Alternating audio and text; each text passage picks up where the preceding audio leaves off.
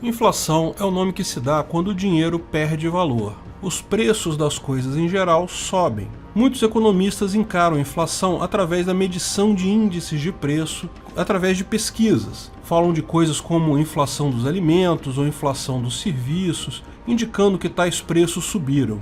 Porém, a escola austríaca usa uma definição mais estreita da inflação: a expansão da base monetária ou da quantidade de dinheiro disponível no mercado. Porque alguns preços subirem por outros motivos não significa nada, é apenas o mercado atuando através da lei da oferta e da demanda. Houve uma quebra na safra de tomates, a oferta de tomates cai, como a demanda é a mesma, o preço do tomate sobe. Isso é apenas o mercado funcionando exatamente como deveria, porque agora existe um incentivo para mais pessoas produzirem tomate, existe um incentivo para consumir outros produtos equivalentes, substituir o tomate por outra coisa, rapidamente a oferta e a demanda se ajustam novamente. Mesmo em uma situação excepcional, por exemplo, devido a uma grande pandemia, as pessoas querem muito comprar álcool em gel, a oferta não muda, mas a demanda cresceu muito. Novamente, o preço sobe e isso é a coisa correta a acontecer, porque daí surge o incentivo tanto do lado da oferta para mais gente produzir álcool em gel, quanto do lado da demanda para pessoas usarem soluções alternativas para desinfetar as mãos. Chamar esses aumentos de preço de inflação não faz sentido. Inflação, por definição, é um fenômeno que acontece em toda a economia, com o aumento da quantidade de dinheiro na economia, não com produtos específicos. E por que aumentar a base monetária leva à inflação e aumento de preços? Bem, porque você sabe, o dinheiro em si não tem valor. Ele vale apenas como uma representação da quantidade de produtos e serviços disponíveis para compra no mercado. No momento que você aumenta a quantidade de dinheiro, mas o número de produtos e serviços disponíveis no mercado continua a mesma, lógico, agora o mesmo produto vale mais dinheiro. O preço dele aumenta, porque agora existe mais dinheiro para representar a exata mesma quantidade de produtos e serviços no mercado. Tipicamente, no caso das moedas fiat, as moedas controladas por governo, o governo controla a base monetária com o intuito, segundo eles, de manter a moeda estável. O que significa isso? Bem, eles querem que os preços das coisas fiquem estáveis apenas com uma pequena inflação. No momento, no Brasil, o alvo é 4% de inflação ao ano. Por que isso? Bem, como eu disse, o dinheiro pode ser entendido como uma representação de todos os produtos e serviços disponíveis no mercado. Mas com o tempo, acontece aumento de produtividade, mais bens são gerados, então tende a haver um aumento do número de coisas no mercado. Se a base monetária permanecer a mesma, isso significa deflação. Como acontece com o Bitcoin, a cada tempo que passa, as coisas se tornam mais baratas em Bitcoin. Porém, muitas vezes o governo abusa desse mecanismo e gera mais dinheiro que o necessário, causando inflação, mais inflação do que ele deseja. Um pouco de inflação nem é muito problema, segundo algumas linhas de pensamento de alguns economistas por aí. Porém, se abusado, pode gerar a superinflação, que é extremamente prejudicial. E sim, já vivemos isso várias vezes aqui no Brasil. Antes de continuarmos o vídeo, aproveite para curtir e se inscrever na página. Clique no sininho para ser avisado de novos vídeos. Por que é importante saber o que é inflação? O que é inflação todo mundo sabe, acabei de explicar novamente. Mas entender na pele o que significa uma moeda que não vale nada é algo difícil de explicar para quem não viveu o horror da hiperinflação brasileira nos anos 80. Mas vamos voltar numa jornada para entender exatamente e como fomos nos meter nesse buraco chamado Brasil, onde a moeda tipicamente não vale nada e que estamos sempre muito próximos de enfrentar um novo surto inflacionário. Antes da existência de qualquer moeda, a sociedade funcionava através de escambo, e aqui no Brasil não foi diferente. Nativos trocavam entre si serviços em trocas voluntárias, na medida que achassem a troca vantajosa. O mesmo se dava com marinheiros e mercadores europeus que vinham até aqui. Porém, a colonização do Brasil por Portugal passou-se a utilizar a moeda portuguesa, o real. Sim, isso mesmo, o real foi a primeira moeda daqui. Porém, como o idioma da época era um pouco diferente, o plural de real era chamado de réis, ao invés de reais como chamaríamos hoje. Vale mencionar que a moeda da época ainda poderia ser considerada dinheiro de verdade por ter lastro em ouro. Portanto, não era somente um papelzinho colorido lastreado em honestidade de político. A princípio, as moedas eram realmente feitas de materiais preciosos como ouro e prata, e o dinheiro, quando não moedas físicas de tais metais, eram cédulas de certificado de depósito desses metais em bancos. Por isso que a libra se tornou uma moeda, porque uma libra equivalia a 453,592 gramas de prata na Inglaterra. O mesmo é observado com um dólar, que em 1792, sendo 24,057 gramas de prata. Porém, tudo mudou por conta da independência do Brasil. Quando Dom Pedro I assumiu o trono, restavam apenas R$2.000 de ouro nos cofres do governo. Qual a solução do governo? Deixar de gastar dinheiro roubado? Claro que não. Durante o Império, o Visconde de Ouro Preto, que na época ocupava um cargo equivalente ao que hoje seria ministro da Economia, veio com uma ideia brilhante, a de criar um banco central, ou seja, um banco que poderia imprimir dinheiro lastreado em ouro. Entre aspas, porque imprimir dinheiro que seria lastreado em ouro não faz magicamente surgir ouro nos cofres do governo. E o banco escolhido para gerir tal moeda era justamente o Banco do Visconde, o Banco Nacional do Brasil. Que coincidência. Imediatamente colocou-se em prática as impressoras. Logo em seguida, a inflação foi tão grande que as pessoas passaram a se referir ao dinheiro como R$1.000, ou seja, R$1.000. As próprias cédulas passaram a ser feitas utilizando essa nomenclatura para evitar colocar muitos zeros. Com o golpe militar, a República foi proclamada em 1889. Os militares exilaram o Visconde de Ouro Preto e buscaram um novo ministro da Economia para controlar a inflação. Vendo que a ideia de fazer um banco central era furada, procuraram alguém que se opunha ferozmente a essa política e acharam Rui Barbosa. Então, somente por ser contra a ideia de um banco central, colocaram ele no cargo.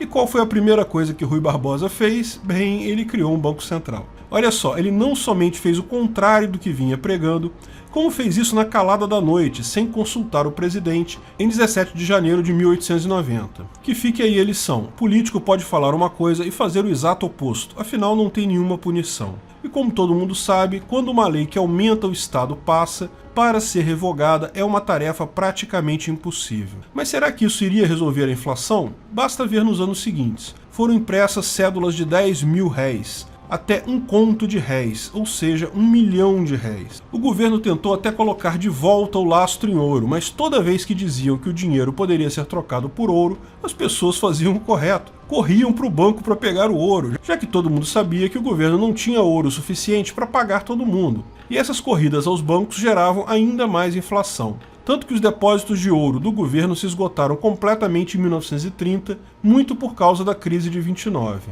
Em 1942, o gordinho suicida, o fascista de estimação dos antifas, o Getúlio Vargas, veio com uma ideia brilhante. Ao invés da gente utilizar R$1.000, ou R$1.000.000, ou conto de réis, vamos trocar o nome da moeda para cruzeiro e cortar 3 zeros. Assim o número fica menor e parece que o nosso dinheiro é mais forte. Ideia típica de político, né? Ao invés de resolver o problema, ele muda o nome do problema e pronto, está resolvido. E assim foi. Na época da mudança, um cruzeiro seria o equivalente a R$1.000. Um conto de réis, que era R$1.000.000, virariam 1.000 cruzeiros. Claro que, sem redução nos gastos públicos, a inflação continuou a devorar o salário dos trabalhadores. E, obviamente, a construção de Brasília, que não saiu barato, tendo o governo brasileiro pego vários empréstimos para bancar a cidade-palácio de Juscelino Kubitschek, a coisa só piorou. Então a inflação cresceu tanto que em 1967 os militares decidiram seguir o exemplo do Getúlio. Trocaram novamente a moeda, dessa vez para cruzeiro novo. A conversão era novamente de 1.000 cruzeiros para um cruzeiro novo. Ou seja, um cruzeiro novo equivalia a R$1 conto ou R$1.000.000. Em 1970, o cruzeiro novo voltou a ser chamado de cruzeiro. Não mudou a taxa, só mudou o nome. Ele continuava valendo 1.000 cruzeiros de Getúlio. Mas aí não fazia mais sentido chamar de novo uma moeda já com 3 anos de circulação. Mas, de novo, atacar o problema, o gasto público, nada. Nesse momento, com o keynesianismo do Delfim Neto, o grande guru dos militares, que também foi o guru do governo petista, a inflação rapidamente saiu de controle por aqui. No final do período militar, a inflação já era absurdamente alta, chegando a 20% ao mês. saiu totalmente de controle no período Sarney, devido às absurdas receitas loucas criadas pelos keynesianos no governo dele. E também devido à moratória. Sim, o governo brasileiro devia muito dinheiro para bancos no exterior. Em determinado momento, no extremo do socialismo, propuseram aquela ideia de auditoria da dívida, vamos parar de pagar a dívida. Lógico, imediatamente os bancos pararam de emprestar dinheiro. Você não vai emprestar dinheiro para quem não está te pagando. E como hoje, naquela época, o governo pegava mais dinheiro emprestado todo mês do que pagava de dívida. Então a única saída foi imprimir mais dinheiro. A inflação no período Sarney estourou. O Plano Cruzado, além dessas maluquices keynesianas, também trocou a moeda de cruzeiro para cruzado, com um cruzado valendo 1000 cruzeiros. Sarney, para quem não lembra, foi o primeiro idiota a pensar em tabelamento de preços por aqui. O Plano Cruzado I, ou Plano Sarney, previa proibição de aumento de preços e estabelecia coisas esdrúxulas como os fiscais do Sarney, que a população poderia multar os estabelecimentos ou denunciar estabelecimentos e coisa e tal. Claro, como é esperado, fracassou. Daí foi seguido pelo Plano Cruzado II, que evidentemente falhou também. Depois ainda vieram, ainda no governo Sarney, os planos Bresser e Verão, todos com ideias mirabolantes keynesianas, monetaristas, idiotas, que não apenas não resolviam o problema, como geravam inúmeros outros problemas para a população, e no final tudo ficava pior do que antes. O Plano Verão, em janeiro de 1989, trocou novamente a moeda de cruzado para cruzado novo. Mais 3 zeros se foram, um cruzado novo valia 1000 cruzados. O pessoal nessa época já estava acostumado com isso, já sabia fazer as contas com essas trocas de moeda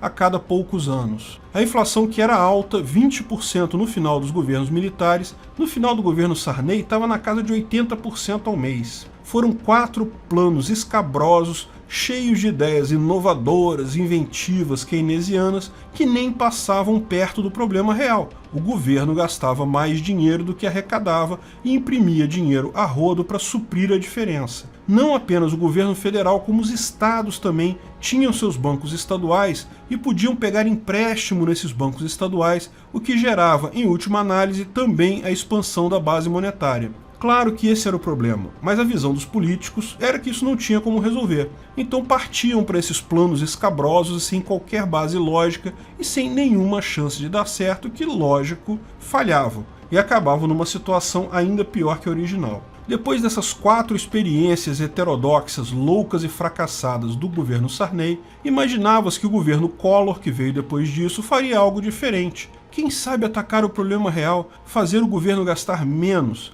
Não, meu amigo, gastar menos não é algo que a máfia entende o conceito. Tem que ter uma forma de empurrar essa conta para a população, fazer o populacho pagar por isso de alguma forma. Enfim, quando o Collor assumiu, a gente sabia que vinha algum plano maluco. O que ninguém sabia era o tamanho da merda que viria. Collor tomou posse no dia 15 de março de 1990 e anunciou seu plano maluco e sem sentido no dia seguinte, no dia 16. Lógico, teve que ser de surpresa, porque, como vocês sabem, o plano Collor incluía o confisco de qualquer dinheiro em aplicações e poupanças de todas as pessoas. E naquela época, com a inflação tão alta, ninguém podia deixar dinheiro na conta corrente. Todo mundo deixava dinheiro aplicado, porque o dinheiro na conta corrente não rendia. Pelo plano, 80% do saldo da sua poupança ou aplicação seria congelado em um empréstimo compulsório ao governo. Lógico, em tese, ninguém deveria saber que haveria esse confisco da poupança,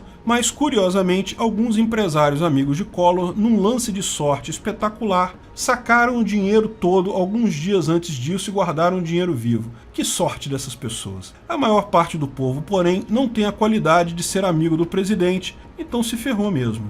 Mais um plano maluco que não atacava o problema real, que era o governo não conseguia gastar menos, mas conseguia roubar mais, então fez isso, roubou mais um pouco. Eu era adolescente na época, não tinha dinheiro nenhum. Meu pai perdeu algum dinheiro nisso, mas segundo ele nem foi tanto assim. A preocupação maior dele era a empresa que ele trabalhava. Lógico, o dinheiro das empresas também foi confiscado. O governo liberou em seguida uma linha de crédito para as empresas pagarem o salário dos funcionários, pagarem o dia a dia da empresa. Olha que lindo. O seu dinheiro estava guardadinho na poupança para você pagar suas coisas. Eles pegaram o dinheiro que você tinha guardado para pagar seus funcionários, pagar suas despesas, num empréstimo compulsório a juros baixíssimos. Depois te ofereciam um empréstimo, lógico, absurdamente mais caro, para você fazer aquilo que você já tinha dinheiro para fazer.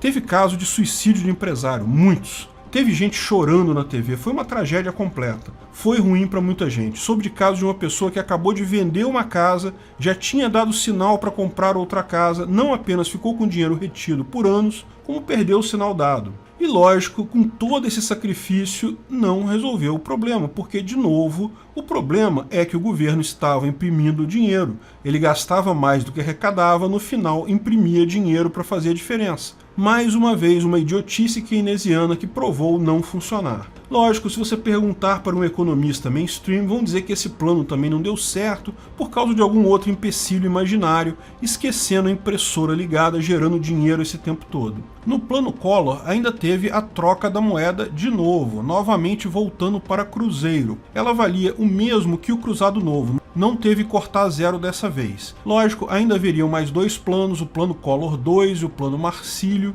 A inflação atingiu seu ponto mais alto em toda a história neste período, passagem de ônibus subia toda semana, contratos tinham que ser feitos em algum indicador como dólar, ORTN, OTN, salário mínimo, tinham vários indexadores, então todo mês era uma loucura, porque o seu salário era indexado em uma coisa, o aluguel em outra, a prestação do carro numa terceira. Conforme fossem os indexadores naquele mês, você não conseguia pagar tudo. Impossível planejar qualquer coisa além da mera sobrevivência. Dinheiro caiu na conta, tinha que correr no supermercado comprar tudo que desse, porque se fosse no dia seguinte, já comprava menos coisa. Quer trocar de carro? Você tem que vender o carro já com o carro que você vai comprar engatilhado para na hora trocar o dinheiro. Se você esperar um dia, no dia seguinte aquele carro já está valendo mais, você não consegue comprar mais ele. Até que, finalmente, o cara foi empichado e no governo do vice, o Itamar Franco, o ministro da Economia, Fernando Henrique Cardoso, com o apoio de uma equipe econômica diferenciada, resolveu atacar o problema de verdade. Uma das medidas do Plano Real foi a volta do real, o papelzinho colorido lastreado em honestidade de político que nós conhecemos hoje.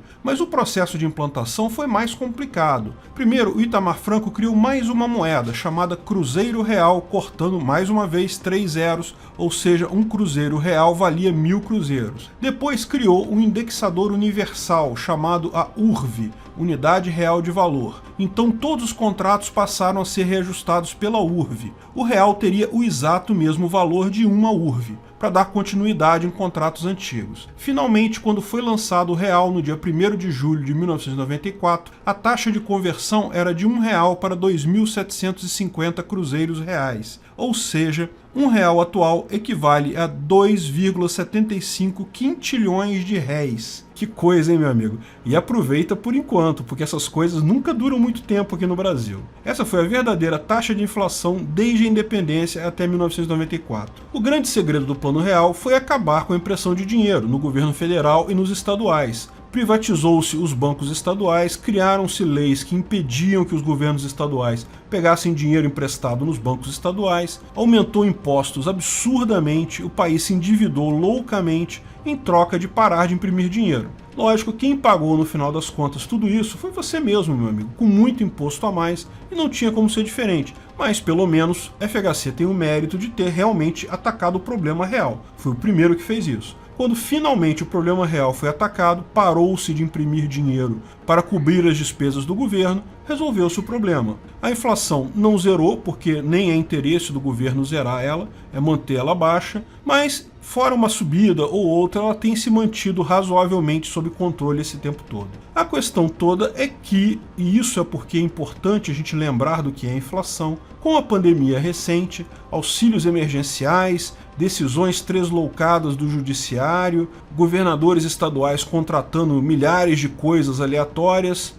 em várias instâncias, ignorando o controle de responsabilidade fiscal, corremos o risco de rapidamente voltar para onde estávamos. Eu sinceramente espero que não, mas essa é uma possibilidade real. Voltar a imprimir dinheiro loucamente Isso não é uma história bonita, mas pelo menos dessa vez existe uma vantagem. Nós temos como nos proteger da gastança do governo.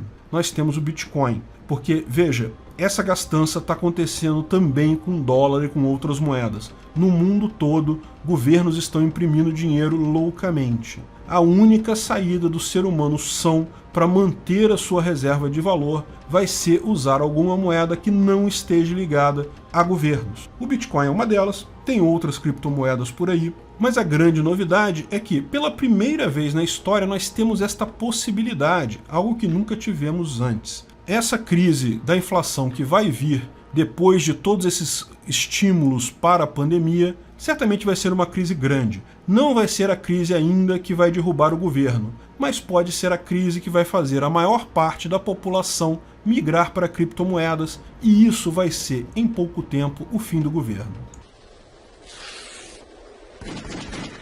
Obrigado por assistir nosso vídeo. Comente abaixo se tiver dúvidas ou sugestões de novos temas.